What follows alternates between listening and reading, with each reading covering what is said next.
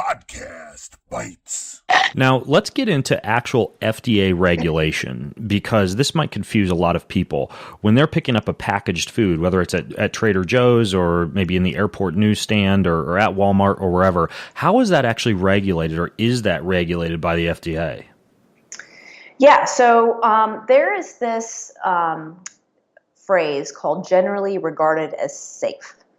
And this is something that a manufacturer or food company can voluntarily send their GRAS determination to the FDA, but it's not mandatory. So what's important for people to recognize is that out of the over 10,000 food chemicals that are allowed in our food supply, the food companies themselves submit the data to get them rubber stamped by the FDA. We have this underlying assumption, I believe, like a lot of Americans do, and we're very trusting of our government.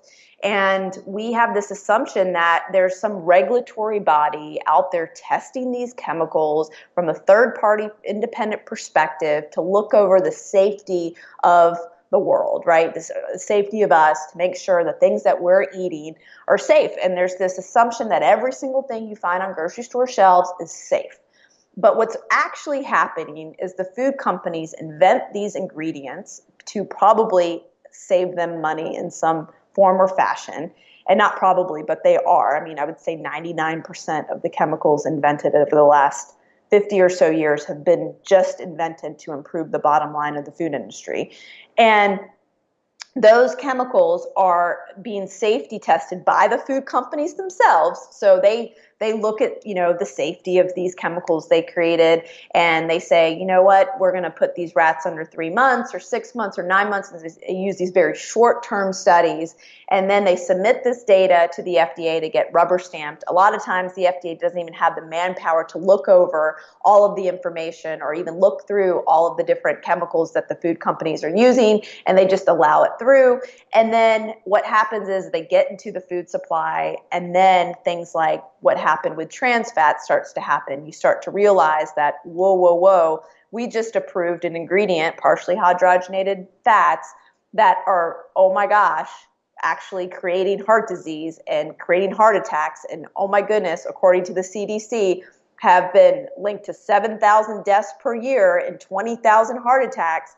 And this is an ingredient we said that was generally regarded as safe and entered into just about every processed food and basically was killing Americans. And it wasn't until the last few years that this ingredient has even been banned.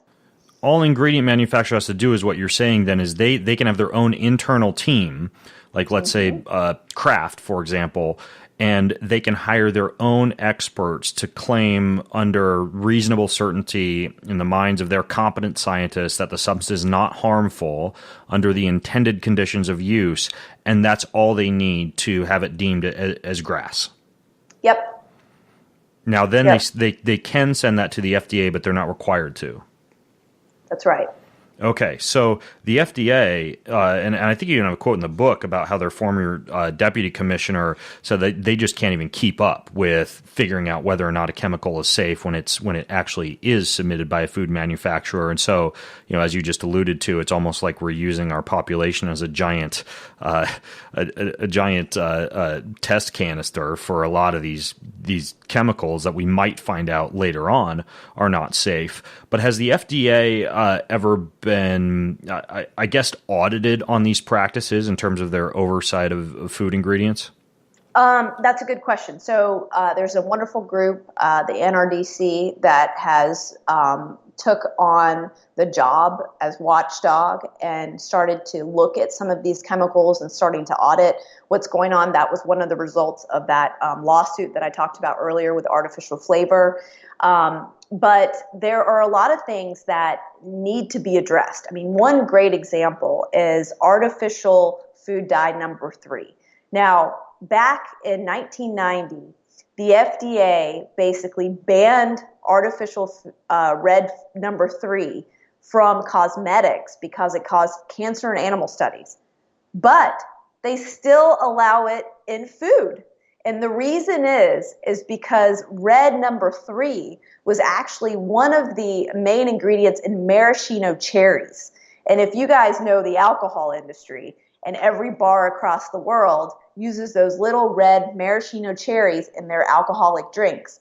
And the maraschino cherry lobby did whatever they could to get the FDA to not ban it in food, but they still banned it in cosmetics. So that's a perfect example of how absolutely ridiculous the oversight is at the FDA and how it completely just doesn't even make sense.